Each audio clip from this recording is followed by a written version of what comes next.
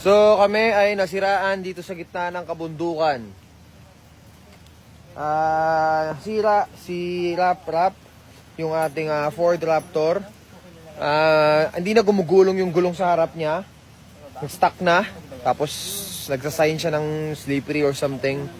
Nangyari na rin to dati. Nung dati nangyari dito, iba naman. Bigla na lang tumitigas yung manubela. Biglang hindi na lang lumiliko. Tapos ngayon, ayaw mabante nung gulong sa harap. So stuck lang siya. So kahit anong hila namin, nagsiskid na lang yung humihila, which is ayan si Hilux. Hindi niya talaga mahila kasi nga nakastuck yung gulong nito sa harap. Tapos hirap din iliko.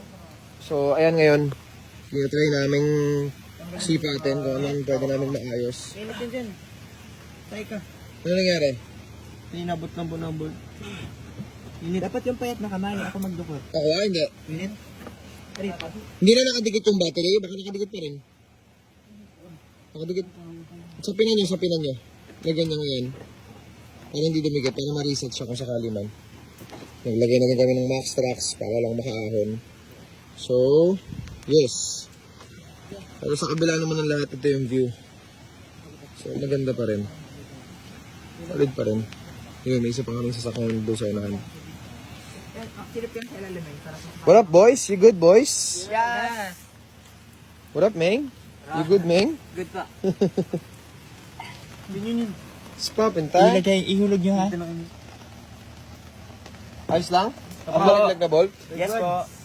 Si Roman, no? What's up, Roman? We're all good. May nalaglag kami ng bolt. So, nakuha namin.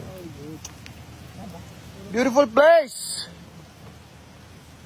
This is the nicest place para masiraan. Tapos yung ilog ka naman. Yun o. Laki.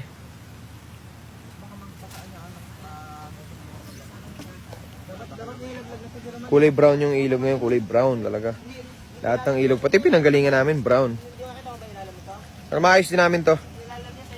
So, ang layo pa kasi namin sa highway. Sobrang layo pa. Puro ganito pa yung daan. Ayan o, puro ganyan. Yung isang sasakyan natin. So, ayan, nabit natin. Hila. Alright, so, yun lang, binagi ko lang sa inyo.